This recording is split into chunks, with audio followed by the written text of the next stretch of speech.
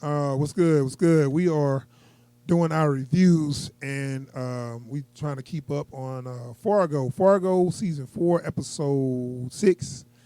Uh, Fargo season 4, episode 6. Um, it's a gang war between Italians and the blacks in Kansas City, Missouri. The war is It's on. the war is on. The war is on. As we talked in the last episode, the Italians killed a major figure in the black gang. The black gang, pretty much number 2, the mentor of the leader of the gang, Dr. Senator, was assassinated by the Italian gang, Gitano, pretty much ordered the hit of the Lloyd gang's number 2, Dr. Senator. And you knew this was going to start up a war. So that's where we left off in the last episode. And this episode, I'm seeing like, okay, after that happened, it's everything's gonna be boiling. I mean, the pot's boiling to it's to a point where everything just about to happen. And so I'm thinking, like, what's Josto's move going to be? Because remember, Josto never ordered this, and he didn't even know it happened. But they kind of start off with Otis, and Otis is the cop that basically worked for the fathers, and he's got this severe case of OCD, and he's zipping his pants. He unzipped. He even does it when he unzips his pants. Yeah, I guess he do it with. I don't know why he do it with everything. I guess with his OCD, but I was like, what if he get to the last zip and it's zipped up on his last zip? Wouldn't that mess up his rhythm? It's a number. I think unless he already. I think he already knows, like, when he's. I was just thinking because I thought that was gonna be the funny part. I was thinking like if he goes zip zip zip zip zip zip and then his last zip is up, then he's like, damn. I think he just has to finish the set before he goes about what he's doing. Right, I know. I'm just saying that. I'm saying, wouldn't it mess up his rhythm though? If his ass zips up, then his other zip is down. I guess he got to zip it back up because he got to get the rhythm. He's just gonna have to hold it till he gets it. Anyway, he get attacked by a Lloyd gang, and they did a scene. I think it was supposed to have been like a shout out to the original Fargo because it's a scene where they attacked the lady and it was somebody hiding in the shower. And they also, I think that happened on Miller's Crossing, but I can't remember. These are the people who made Fargo, the Coen brothers. So the guy in the shower just, attacked him and I thought he was going to end up killing him. I never seen this guy. This is one of Lloyd's probably hitman, I guess. Yeah. I ain't seen him yet, but he could have been like in the background somewhere. I think I've seen him in a couple of scenes. But they gave him this crazy look while he choking him out. Yeah. Like they just kind of like closed up on him. He just like staring off into space while he just like, because he got the shower curtain wrapped around his face too, and he choking him. And it's a matter of time before he's just about to pass away. Yeah. And I'm thinking like, damn, they're gonna kill Otis already, man. I was like, Otis gonna go out like that? Well, I mean, I figured like it was gonna. Somebody was gonna come for him or whatever, but I didn't think it was gonna happen that soon or whatever. Yeah. But they didn't. They let up, and it's because Lloyd basically wanted to tell him that Lloyd been trying to collect people's loyalty. I'm not sure exactly what his plan is, and this is my thing. So he come to him, he let him live, and he tell him like, I own you now, and I could have killed you, and I need you to work for me now, or whatever. Otis like agrees because he's scared. But this is my thing: what leverage you got on him after you leave? Yeah. How do you own him? I mean, because like the only thing he says, remember, we know where you live. So does everybody else. Right, and the whole thing is what's stopping him to go to the fathers and be like, hey, the Lloyd gang attacked me. They tried to get me to work for them. I need you to protect me. You know what I'm saying? That's why I didn't like the fact that he really had no leverage. None. Like the writing is getting. Cause see, this episode, the writing is getting not sloppy, but it's getting a little to me. Like they're trying to get through this stuff to get to the point they want to write. Yeah. But like then the transition is weak. Right, but you got to make it make sense. I'm thinking like, why would he? I understand him being scared for his life in that moment because they almost killed him. I'd be like, whatever you say, I work for you, sir. But after they leave, I'm going right to because Like, and you're sending him to the fathers anyway. Right. What you need to have something to say you own him, some kind of leverage that he needs back, because it's nothing stopping him from telling the fathers that y'all contacted him. You know what I'm saying? Exactly. Other than y'all just gonna threaten him, but it's a whole nother gang that you can get behind and for protection. And it's like basically he's at the point. It's like, okay, so either I don't do what you say and you kill me, or I do what you say and they kill me. Right. I mean, it's kind of messed up situation, but that's nothing stopping him from switching sides. True. You know what I'm saying? That's why I'm like, I don't get what Lloyd is thinking. Like, well, you threaten him. I'm like, take something. I guess he ain't got nobody. Maybe if he had like a daughter or something. I mean, at least take one of them porcelain dolls. No, he had a little speech about the dolls. I'm like, man, I didn't feel this one. It's like I knew what he was trying to say, and I'm like, okay, they keep Chris Rock character keep on making little speeches, and they not hitting home for me. Like, they not hitting. Like the one character you had that could make speeches, y'all killed off. Which one? Oh, Dr. Center. Exactly. You know what? You're right. If Dr. Center would have said it, I would have been like, yeah, I understand what you're saying. But now it's like, these dolls wanted equal rights. I'm like, shut up, man. I'm not buying it, dude. It's like, come on, man. I mean, I know what you're trying to say, but it's just not, it didn't work, Yeah. So, his son does a better job of giving speeches than he does. And which one? The oldest. Lemuel. Yeah. So anyway. Lemuel. Whatever. So anyway, now he got Otis working for him. So now you go to Gitano. Now I thought that Gitano was kind of like after he did. I thought he had like a better plan than he got. I guess he doesn't have a plan. Right. He's kind of hiding out now. And after he killed Dr. Senator, he knew they was gonna come after him.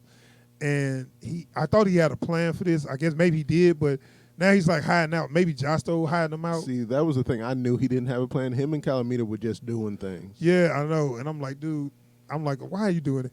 And they kind of like they wanted a war. Well, okay, right. So they made moves without checking with the boss, and now he's like, okay, now they're gonna come directly for you.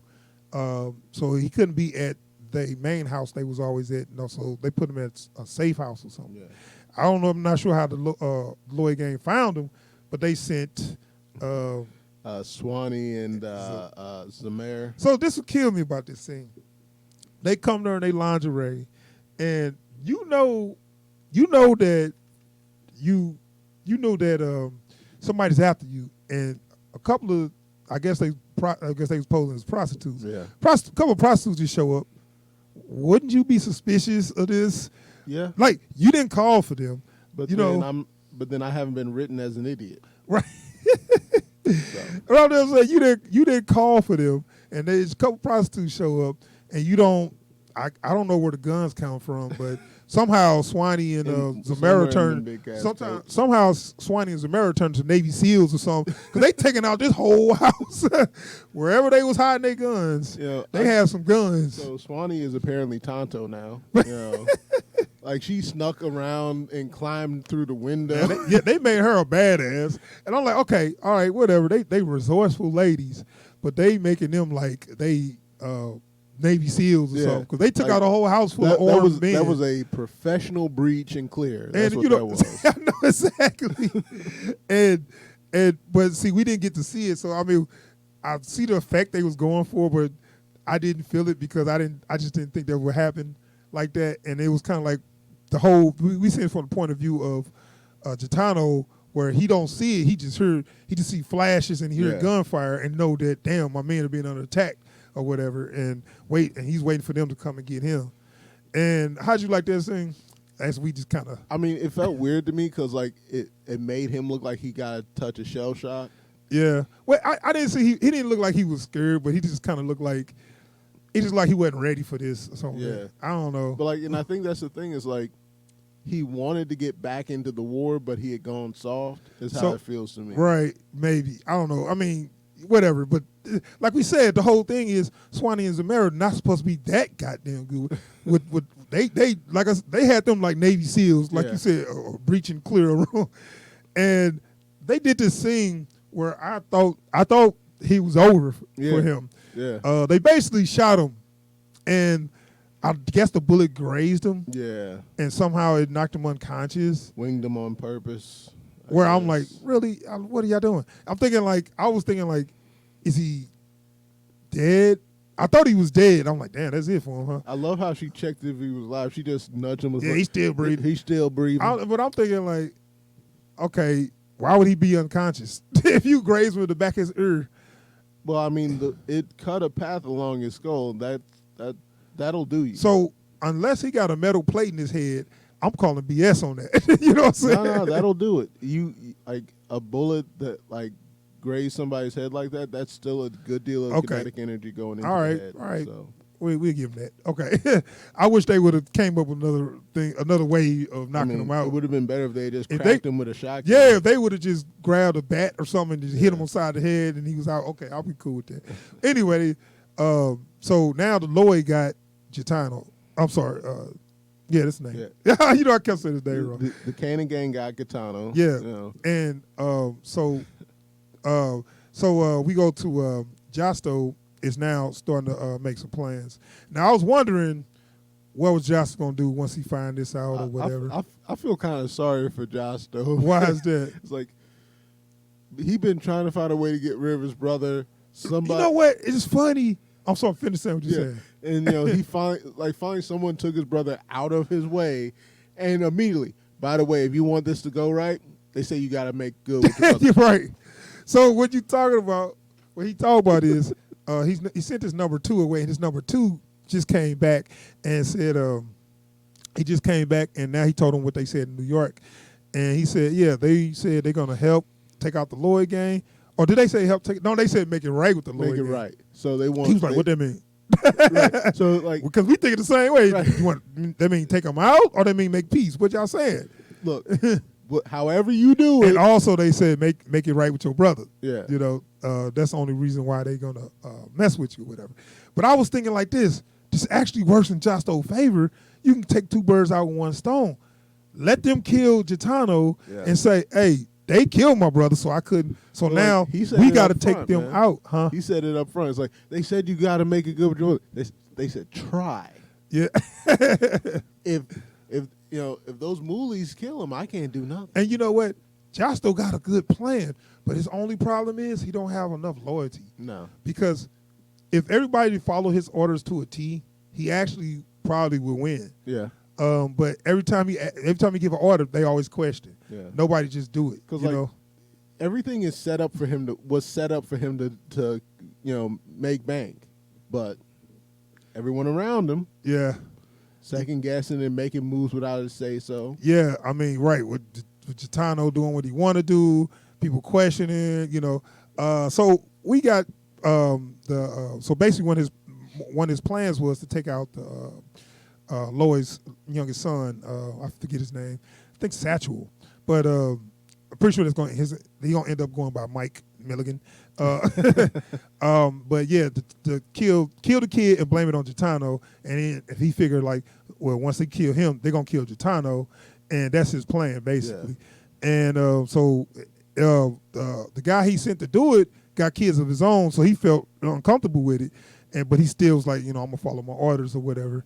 And then he was like, they're gonna kill your little brother Zero. They're gonna kill him. He's like, oh, well, that's too bad, Yeah. Like, well, maybe not. Whatever. But my thing is, he's ruthless is wrong. But guess what? It's actually the right moves. Yeah. But it's just that nobody gonna follow. If he could just get loyalty, he could win. Then they keep the conciliary keeps waffling. It's like, look, you gotta do business. Okay, I'm gonna do business. Right, you gotta protect your family. Okay, well, I'm gonna protect my family. But do business. Which is it? Right. He kind of going against what New York say, but he actually got good plans that could work out for him if it all work out as planned. I don't think everybody does their job. Yeah. So the thing is, he sent the guy to kill the boy, and right before he do it, Rabbi Milliken stop him. I know. He had a change of heart, but we don't know. He might have still, because if you notice, can't risk it. As you notice, before he was about to shoot the boy, he was listening to his kids' voices, and he just like, I got kids, I can't do this. He just couldn't do it. and he put the gun away at the last second, but it didn't matter anyway because he still got shot. Rabbi Melican is really attached to the boy. Yeah. And I think it's because they did him the same way. I'm not going to let them do, like, I don't care about all these gangsters, but somebody who don't have nobody looking out for him, I'm going to look out for that dude. I mean, that's what I feel like. That's the way you feel. That's my own personal feelings on why Rabbi Melican is pretty much giving up everything for the Lloyd son, you know. And I think at this point, I don't know when it's all said and done, will he be able to go back to Lloyd? I think at this point you can see Rabbi and Satchel can have their spinoff of, you know, the way they grew up, you know, because it's like he pretty much going to keep him and just leave. I don't know exactly what he's going to do, but he can't go back because he killed. Not only did he kill one of his lieutenants, Jossel's lieutenants, but he shot one of his men to get the information. So he can't go back. No, Rabbi's done. There ain't no going back. Rabbi's done with the tags. But let's talk about when Lloyd he confronts Gitano. So I'm looking like, okay, you got Gitano, you tied up, you got him chained up like a dog, whatever, and you got him in a torture chair. Man, I'm scared. I don't know what he gonna do. I don't want to see this. And all he did was get an ex-boxer to beat him up. Yeah. And I was kind of disappointed on that. How you feel about that? Like, I like the scene. I just hate the idea. Yeah, I mean, it's okay. You know, you rough him up a little bit, but I'm with Gitano. That's all you got? Okay, shit. Like, I'll be like, oh, shit, I thought y'all going to be cutting on me, pulling my toenails. Y'all just going to beat me up? All right. And you see how big Gitano is. He can take some. That's what I'm saying. And not to mention the guy that you got him beating him up is a flyweight, a welterweight. So that's basically 140 pounds. Yeah. Gitano is definitely a heavyweight. Yeah. So I'm like, dude, you got a welterweight beating up a heavyweight. This ain't bothering him for real. Yeah. You know, he might act like it hurts, so y'all won't be trying to do something else, but he was still laughing. He was laughing the whole time. So he took a few shots to the dome and was still laughing. You know, so they had a little dude, you know, do some shadow boxing. I'm like, really, y'all? You know, he had the little ding. He had the bell. It was basically Lil Mac versus Black Bull. Yeah, no. Ball Bull. My bad. Ball Bull. But anyway, right. And it's like, okay, man, you could do better than that, Lloyd. I mean, you got him in a torture chair. Start pulling off his fingernails, his toenails, or look. I done let Swanee go at him. I know she got some ideas. Yeah, I know. So anyway, it's kind of like it kind of make you feel like what's going to happen with this, but you know, you feel like where is it going to go? But you know, it's kind of like we'll have to see in the next episode because that's kind of where they left at. Yeah. And I'm gonna end it right here with Olietta. What's the deal with her? So after Rita sent that letter, and I was like, that was stupid because I'm thinking like, well, maybe she didn't think it at the time, but now after Rita's like, who did this? Who did that? And you know, the head doctor, you know, when she looked at the letter, saw the handwriting, and that's all she needed. But she don't know is after Rita yet. Guarantee you, because what she put in the letter was telling, oh, you keep keepsakes of all of your victims and all that. Like, how would somebody know that? Exactly. So like she gotta go back. It's like nobody I work with would have known that. Who would have? Hold on. Right. So she probably gonna go back in her room and look at all of. Say, wait a minute, something missing? What? Who been in here? And they've already got the foreshadowing that Ethelrita keeps a journal. Right, she left her journal in there. Yeah. And all she's going to do is see the journal, and then she's going to recognize the handwriting. Yeah. But do she even have to recognize the handwriting? Who else could it be? Like, as soon as I go in there, and as soon as I would have heard that, saw that letter, well, you might have been thinking, well, she ain't bold enough to do that. But the fact of the matter is, when she see that journal, she already going to know. Yeah. And then it's going, you know, it's on now. It's like, all right, Ethelrita, you kind of messed up. You challenged a serial killer, and she's probably gonna make another pie. Already tried to poison your ass. Right, I know.